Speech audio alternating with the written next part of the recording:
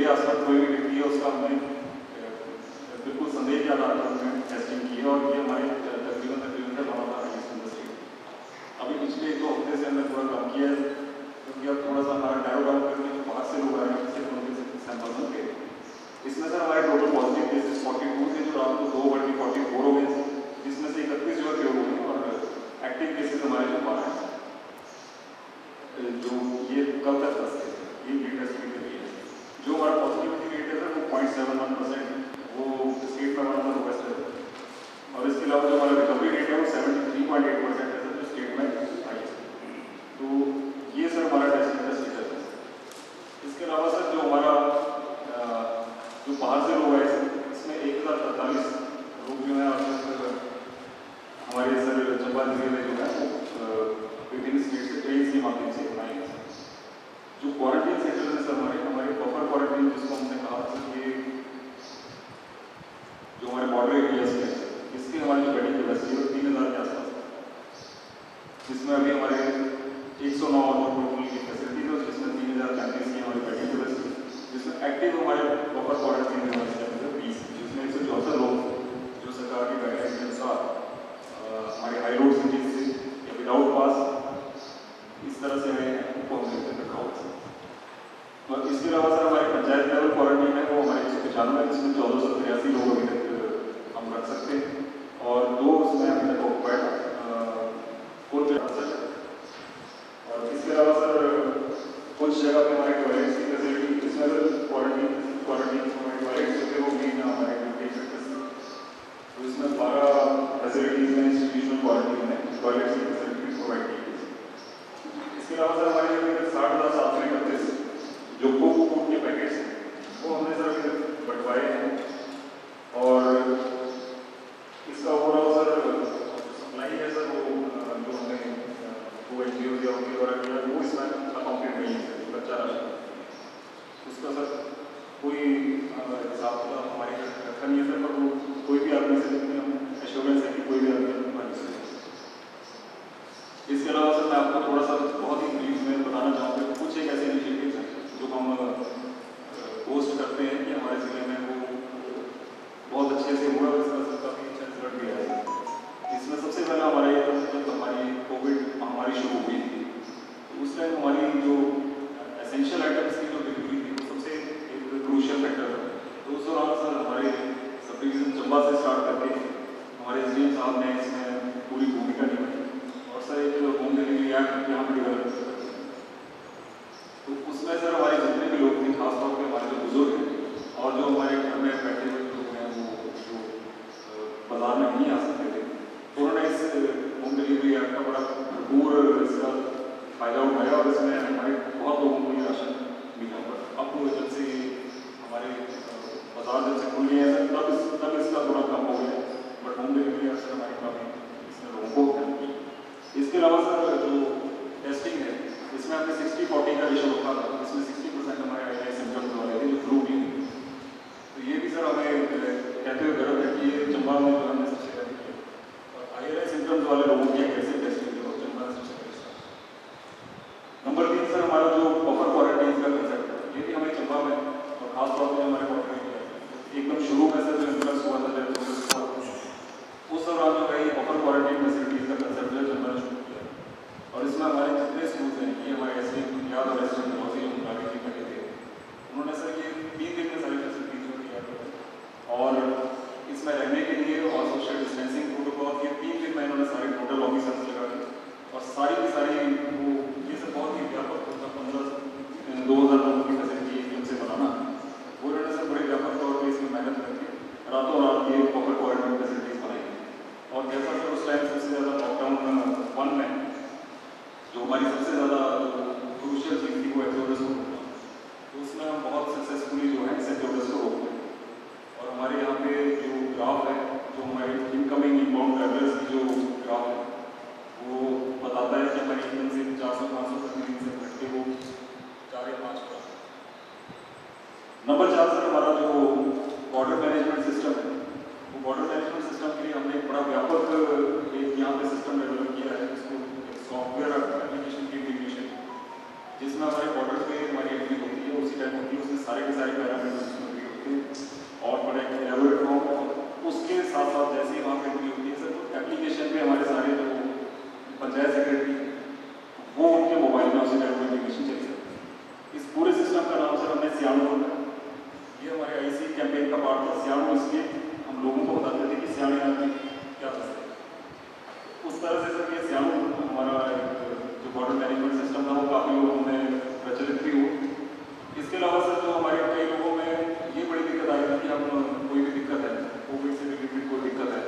साहब को फोन करें, वीडियो को करें या किसको अधिकार है।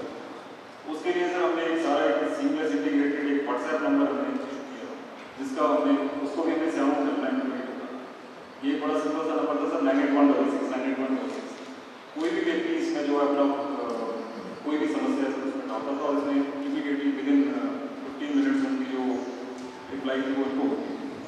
तो इसमें भी सर 10,000 हमारी इस तरह की रिक्वेस्ट जो आई है, और जो मैं कल देख रहा था हमारी कोई भी ऐसी रिक्वेस्ट जो पेंडिंग है और उसका जो रिप्लाई है वो हमारे एसडीएम साहिबान से है। और होम क्वारंटीन के लिए सर जैसे माननीय मुख्यमंत्री महोदय के निर्देश थे कि होम क्वारंटीन जो है वो सबसे इम्पोर्टेंट और क्रूशल थिंग है। तो होम क्वारंटीन के लिए सर हमने यहाँ पे 5 स्ट्रैटेजी जिसमें हमारे सारे के सारे डिपार्टमेंट्स और फैमिली एसडीएम साहिबान वो अपने लेवल पे होम क्वारंटीन का पकड़ सकते हैं। तो ये जो हमारी सियाड़ू वाटर मैनेजमेंट सिस्टम है, इसमें जैसे सर किसी पंचायत सेक्रेटरी को इन्फॉर्मेशन जाती है वो हमारे सिस्टम में इंटीग्रेटेड है कि उनको विदिन 6 आवर्स का फोटो जो खींच के जियो टैग फोटो है उसका फोटो। तो हम सर यहाँ से रैंडमली चेक करते हैं, कोई व्यक्ति ऐसे हो जिनका फोटो ना हो तो वो हमारी पूरी चेकिंग है। और सर इसके साथ साथ हमने इसका मैप में हम देख सकते हैं कि सबसे ज़्यादा लोग कहाँ से हैं, तो हमें पता लग जाता है सर जैसे हमारे चंबा एरिया में सबसे ज़्यादा लोग कहाँ से आए या तीसरा में आए या आपको त्याग में बहुत ज़्यादा, तो वो सारी सर हमने हमारे पास सारा करना चल रहा है। इसके अलावा जो लास्ट चीज़ मैं आपको थोड़ा अपने काइंड नॉलेज में लाना चाहूँगा सर, वो हमारे से जो इमोशनल क्राइसिस जो हमारी कोविड-19 महामारी के दौरान देखने मिली सर, और जिसके चलते सर हम देख रहे हैं कि लोग बड़े बड़े लोग सुसाइड भी कर रहे हैं। तो उसके लिए सर हमने यहाँ पे रिलैक्स केयर लाइन स्टार्ट किया, जिसमें हमारे जो सारे तमाम जितने लोग हमारे डिप्रेशन में या स्ट्रेस में एंग्जाइटी में आ रहे हैं तो उनके लिए हमारे काउंसलर्स हमने 32-33 के आसपास साइकोलॉजी या इससे वो हमने इसमें और ये होम डिलीवरी ऐप में इंटीग्रेट करके कोई भी व्यक्ति अगर किसी को कोई डर लग रहा है या कोई भी दिक्कत आ रही है वो उसमें कभी भी फोन करके अपना परामर्श ले सकता था सर। और उसका हमारे पास हज़ारों कॉल आए सर, उसमें काफ़ी लोगों की जो एंग्जाइटी है वो हम सबकी एंग्जाइटी को खत्म नहीं कर पाए सर, पर अपनी तरफ से हमने प्रयास किया कि जितने लोगों की एंग्जाइटी कम कर सकें। सो इसी छोटी सी मीटिंग के साथ मैं सर से अनुरोध करूँगा सर आगामी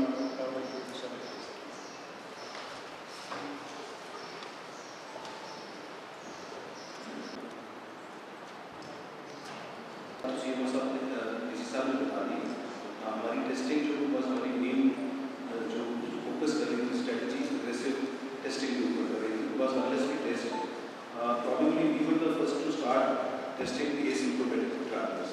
तब तक स्टेट की कोई गाइडलाइंस नहीं थी और तभी हम इनिशियल केसेस को निकाल पाए।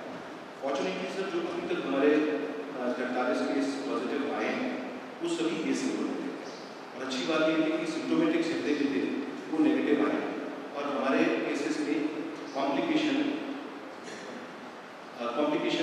किसी भी केस में डेवलप नहीं हुई। सर फैसिलिटीज़ की बात जो है तो हमारे पास इस समय पे टेस्टिंग के लिए 2 मोबाइल वैन्स हैं, बिकॉज जोग्राफिकल कंस्ट्रेंट्स हैं और ह्यूमन रिसोर्सेज के बीच काफ़ी कंस्ट्रेंट्स हैं। इन स्पाइट ऑफ दैट हम आज की डेट में 10.6 पर 1000 के आसपास टेस्टिंग कर रहे हैं और पॉजिटिविटी भी कम है। इसके लिए हमें मोबाइल वैन्स का काफ़ी सहारा रहता है, बड़ा चैलेंज रहता है सर। मोबाइल वैन्स हर गाँव में हर जगह नहीं पहुँच सकती। इंस्टीट्यूशन पर भी हमने ऑलमोस्ट सारे टेस्ट करके खत्म कर दिए हैं, वहाँ पे टेस्टिंग कम्प्लीट है। होम क्वारंटीन में कुछ लोग बचे हैं सर, जिसके लिए एवरी डे हमारे ब्लॉक से जो है वो जा रहे हैं। पहले हमें एक चैलेंज था सर कि सैंपल्स हमारे टेस्ट जो होते थे पहले पालनपुर में होते थे, फिर टाटा शिफ्ट हुए, तो ले जाने में हमें पूरी गाड़ियाँ दौड़ दी थी। तो आज से प्रिंसिपल साहब के प्रयासों से आज से ज़्यादा दिन में सर आप भी आए हैं और आज से हमारा PCR टेस्टिंग जो है चलवानी शुरू हो गई है, तो उससे हमें काफ़ी सुविधा हो जाएगी और जो रिसोर्सेज भी सेव होंगे। सेकेंडली सर जो हमारी इस समय पे पॉजिटिव पेशेंट्स को हैंडल करने के लिए 3 फैसिलिटीज़ हमें बनाई हैं। 2 जो है वो एसिम्प्टोमेटिक और नॉन सिम्प्टोमेटिक को हैंडल करने के लिए वो यहाँ बालू में जिला आयुर्वेदिक चिकित्सालय है, 20 बेड की फैसिलिटी वहाँ है, और उसके साथ लगता है एक ट्राइबल भवन है जिसको हमने एक्वायर करके रखा है with the functional university of civil engineering. तो आज के दिन जिला में एसिम्प्टोमेटिक हैंडल करने के हमारे बंदे की यूनिवर्सिटी है sir. Mild and moderate cases को हैंडल करने के लिए जो district Covid health care facility है वो सिविल अस्पताल ग्रॉसी जो है वो चल रही है सर। तो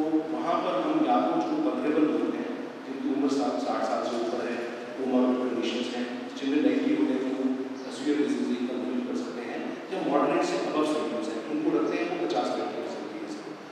डलहौजी में सर हमने वेंटिलेटर की सुविधा करवाई है, प्राइवेट वेंटिलेटर्स भी हैं, 6 ICU बेड्स भी हैं और वहाँ टीम्स का रोस्टर बना है। अभी तक हमने वहाँ पे 1 मरीज रखा है सर और 11 मरीज हमारे अभी तक DCC बाकी है सर।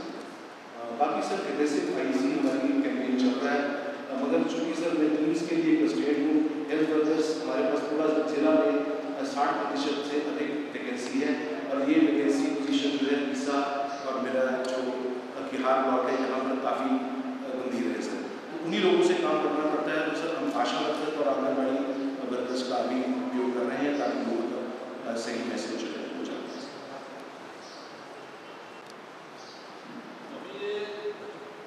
जिला चंबा के अंदर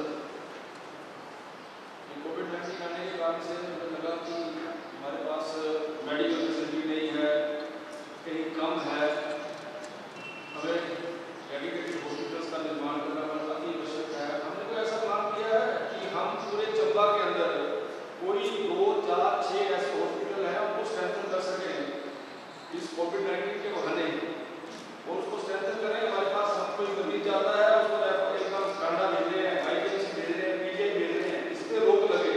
इस दिशा में भी कोई ना कोई काम आप लोगों को इस संदर्भ में करना चाहिए। हमने स्टेट के अंदर ये बात रखी है कि पूरे जिले के अंदर कम से कम 2, 3, 4 ऐसे हॉस्पिटल हो जहाँ पर इलाज हो। आपकी PHC है, जो PHC के अंदर स्टाफ चाहिए कर सकते हैं, उस ओर हमें ध्यान देना बड़ा ज़्यादा जरूरी है। तो इस पर ध्यान दें क्योंकि हमारे अपने डिस्ट्रिक्ट के अंदर 2, 3, 4 हॉस्पिटल ऐसे चाहिए जहाँ पर व्यक्ति का इलाज हो सके। नहीं तो आज के सारे रेफर पड़े हैं, आ गया कोई नहीं दिया इसको आगे भेजो, आगे ना भेजने वाली स्थिति भी हम तैयार करें इसके इसी संदर्भ में जो हो रहा है, ताकि आगे आने वाले समय में हम लोग उसमें लोगों को लाभ सकते हैं। इस तरह भी आप लोगों को चिंता करते हैं।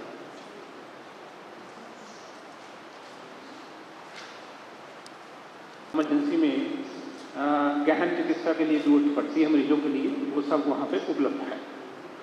इनमें से 5 वेंटिलेटर्स हैं जो ऑलरेडी काम कर रहे हैं, 5 वेंटिलेटर्स हैं जो अभी हमने इंस्टॉल किए हैं और 3 वेंटिलेटर्स के हमने और ऑर्डर्स किए हुए हैं क्योंकि ये थोड़ा सा कोविड की वजह से जो लॉकडाउन था उस वजह से वो सप्लाई आ नहीं पा रही थी। और इसके साथ साथ मैं ये भी बताना चाहूँगा कि हमारे यहाँ फ्लू क्लिनिक ऑलरेडी चल रही है जिसमें कि जो भी सिम्टोमेटिक पेशेंट्स होते हैं उनके जो सैम्पलिंग वगैरह है वो हो रही है। और इसका ये है कि जो ये सैंपल्स हैं हम यहीं पे TrueNet पे कर रहे हैं जिससे कि उसका रिजल्ट जो लगभग घंटे 1.5 घंटे में आ जाता है। इसके साथ साथ मैं ये बताना चाहूँगा कि जहाँ तक मेडिकल कॉलेज के कंस्ट्रक्शन की बात है तो हमारे पास इस वक्त लगभग 109 करोड़ रुपया पड़ा हुआ है और इसमें से टोटल जो अमाउंट था वो 199 करोड़ था, 189 करोड़, इसमें से 170 करोड़ जो है वो सेक्टर शेयर था और बाकी 19 करोड़ जो था वो स्टेट शेयर था। और इसमें से हम लगभग 33 करोड़ रुपया खर्च कर चुके हैं और इसके साथ साथ हमने 32 करोड़ रुपया NBCC जो कि नया मेडिकल कॉलेज की भवन का निर्माण करेगी उनको भी मुहैया करवा दिया गया है। और मेरी पिछले कल ही डिप्टी GM NBCC से बात हुई थी कि ये जो कंस्ट्रक्शन है इतनी जल्दी से जल्दी शुरू की जाए वो बेहतर है, तो उन्होंने हमें बताया था कि वो टेंडर जो है वो स्क्रूटिनाइज कर रहे हैं और उम्मीद है कि 15 अगस्त तक ये काम शुरू हो जाएगा। रादर उन्होंने ये कहा कि 15 अगस्त को हम शिलान्यास किया जा सकता है। आपके मेडिकल कॉलेज की जो स्थान है वो निश्चित हो गया सारा? जी हाँ, सब कुछ निश्चित हो गया, जमीन ट्रांसफर हो गई। जी हाँ, तो टेंडर कहाँ फंसे हुए हैं? सर टेंडर जो है एग्जीक्यूटिंग एजेंसी जो है NBCC। एग्जीक्यूटिंग एजेंसी कौन है? NBCC है सर। अच्छा, NBCC। कब से आप लोगों ने उन्होंने टेंडर लगाया या नहीं लगाया? सर उन्होंने टेंडर लगा लिया था, 15 जून उसकी लास्ट डेट थी, वो पिछले कल से 2-3 दिन से वो स्क्रूटिनाइज कर रहे हैं। अच्छा, तो उस बारे में मेरी जो डिप्टी GM थी मिस्टर श्रीवास्तव उससे बात हुई थी, तो ये सर कि भाई हमें ये टाइम लगना ही लगना है, 1.5 महीना, महीना 1.5 महीना लगेगा और ये पक्का है कि 15 अगस्त तक हम इसका शिलान्यास प्रारंभ करवा देंगे। कायदे कानून चेंज हो गए हैं, 2-2 महीने के लिए क्या करेंगे फाइल को, वो हम सब लोग टेंडरिंग प्रोसेस को चेंज कर रहे हैं, 21 दिन की जगह हम उसको 10 दिन 12 दिन करने वाले हैं। जी सर। वो इन सारी चीज़ों को ठीक कर रहे हैं, इतना निंगल क्यों कर रहे हैं वो लोग? सर ये जो है ये सर स्टेट बॉडी नहीं है sir, it's not a state body, it's a national body, national body. और अमाउंट भी काफ़ी है, ये 320 करोड़ के लगभग का टेंडर है।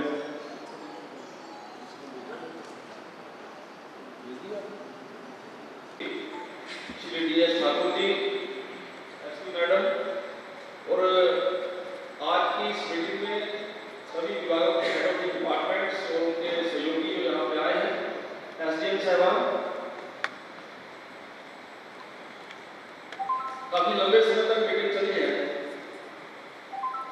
और कि हम सभी जिलों के अंदर विभागों के साथ बैठे, उनके काम की मॉनिटरिंग करें, उस काम में तेजी लाएं। मुझे इस बात की खुशी है कि यहाँ पर जितने भी हमारे ऑफिसर साहब आए हैं, तकरीबन सबने काफी चीजों के बारे में यहाँ की जानकारियां दी और हमारी बातचीत करते करते बहुत सी ऐसी चीजें सामने आपके आई होंगी जिनके ऊपर आप विभाग में काम करते करते कई बार ध्यान नहीं रहता।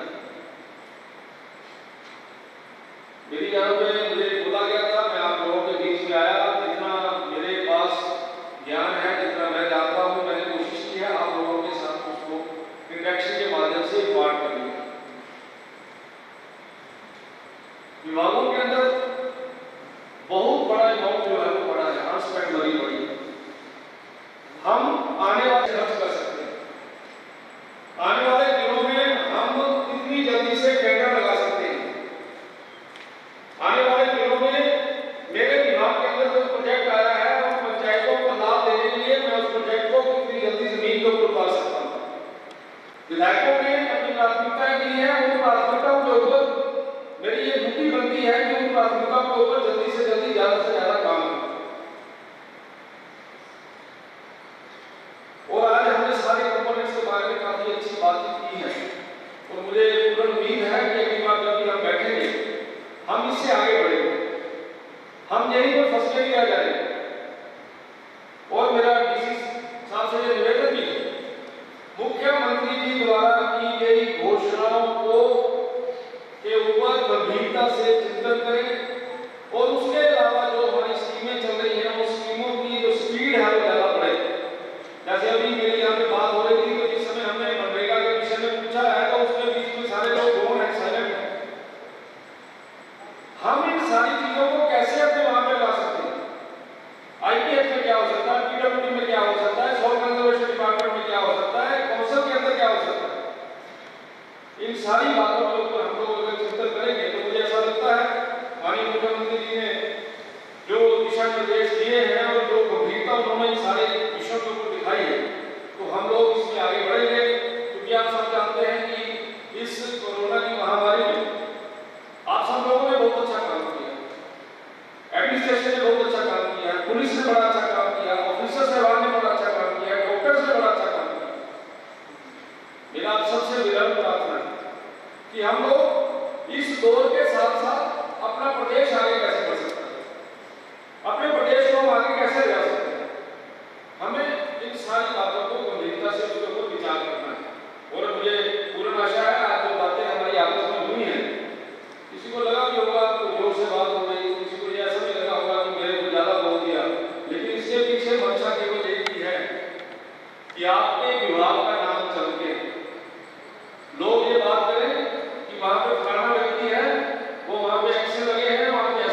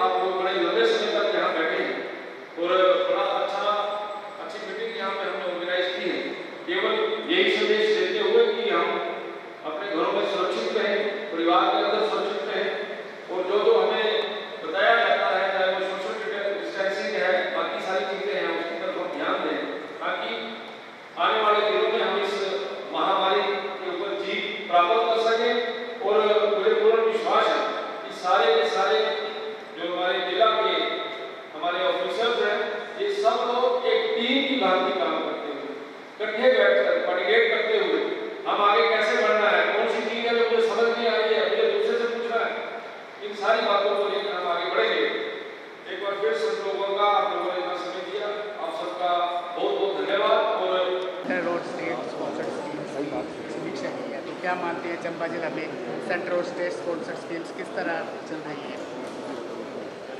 हमने आज जिला चंबा में अलग अलग विभाग किस प्रकार से काम कर रहे हैं, अलग अलग विभागों में किस प्रकार की समस्याएं आ रही हैं, उनके बारे में आज यहाँ पे बैठ के चिंता की है। और मुझे बहुत अच्छा लगा कि यहाँ पे जो ऑफिसर साहबान हैं, जो यहाँ पे टीम है, डिस्ट्रिक्ट एडमिनिस्ट्रेशन है, इन सभी के अंदर एक अच्छी कोऑर्डिनेशन है और सभी लोग बड़े अच्छे तरीके से काम में लगे हैं।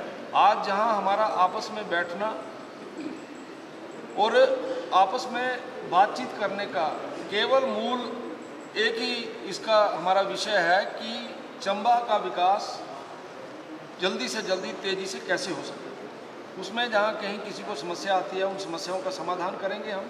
और मुझे पूर्ण विश्वास है कि जिन प्रोजेक्ट्स की यहाँ बात हुई है, उन प्रोजेक्ट्स में तेज़ी आएगी। आने वाले दिनों में सड़कों, पुलों, वाटर सप्लाई स्कीमों का काम जो है वो पूरे जोरों के साथ चलेगा। और निश्चित तौर पे विभाग के लोगों ने अच्छी मेहनत की है और यहाँ से काफ़ी प्रोजेक्ट जो है बनकर आगे जा रहे हैं। और जहाँ जहाँ छोटी मोटी कमियाँ रही हैं, उन कमियों को भी हम लोग दूर करेंगे। जो इनको प्रॉब्लम जो महसूस कर रहे हैं, उन सारी समस्याओं का हल करेंगे। सर, चंबा जिला में हमेशा इंडस्ट्रीज़ की कमी रही है, बड़ी इंडस्ट्रीज नहीं लग पाई है, तो इसके लिए क्या विभाग कुछ ऐसा कर रहा है, आपका मंत्रालय? नहीं, इसमें चंबा में इंडस्ट्री नहीं लग रही है, इसका कोई ये कारण नहीं है कि हम चाहते नहीं है चंबा में इंडस्ट्री लगे। चंबा हमारा जो है ये कोई बॉर्डर एरिया नहीं है और बॉर्डर एरिया के साथ साथ पूरे हिमाचल प्रदेश के अंदर इंडस्ट्री आई है। लेकिन जिस प्रकार का कल्चर है, जिस प्रकार का यहाँ का हमारी संस्कृति है, जो हमें विरासत में मिला है, हम चाहते हैं उससे जोड़कर उद्योग जो है वो इस क्षेत्र के अंदर आए। और हम लगे भी हुए हैं, हम हैंडलूम और हैंडीक्राफ्ट में काम कर रहे हैं। मुझे लगता है कोई ना कोई वो प्रोजेक्ट जो है वो यहाँ पे आएगा। हमने कोशिश की है यहाँ पे कि बड़ा उद्योग यहाँ पे आए, लेकिन अनफॉर्चुनेटली अभी तक कुछ लोगों ने उसके ऊपर इंटरेस्ट नहीं दिखाया है। हमने कोशिश की है सीमेंट प्लांट के विषय में बातचीत बार बार करने की, टेंडरिंग बार बार की है, लेकिन यहाँ पे अभी तक कोई बड़ा उद्योगपति नहीं आया है। मुझे लगता है हालात सामान्य होने के बाद इन बातों के ऊपर फिर हम ध्यान देंगे और निश्चित तौर से चंबा को और आगे लेके जाएंगे। सर, कोविड को लेके भी आपने समीक्षा की है, तो क्या लगा कोविड पे चंबा में कैसा काम? चंबा के अंदर बहुत ही अच्छा काम किया है। यहाँ पे मैं तो कहूँगा ये जो हमारी डिस्ट्रिक्ट एडमिनिस्ट्रेशन है, हमारे डीसी साहबान है, इनकी जो टीम है, एसपी की जो टीम है, डॉक्टर्स की जो टीम है, आंगनवाड़ी वर्कर्स की जो टीम है, आशा वर्कर्स की टीम है, सफाई सेवकों की टीम है, सब लोगों ने बहुत बड़ा योगदान दिया है। इसके अलावा ऑर्गेनाइजेशन जो हैं, एनजीओज़ हैं, और इवन जो हमारे पार्टी के लोग हैं, उन लोगों ने भी बहुत ज़्यादा काम यहाँ पे किया है। आप यहाँ पे पत्रकार मित्र हमारे यहाँ आए हैं, आप लोगों का एक बहुत बड़ा सहयोग जो है वो इस सारे विषय के ऊपर मिला है। जहाँ जहाँ भी आपको समस्या लगी, आपने उस समस्या का उजागर किया है।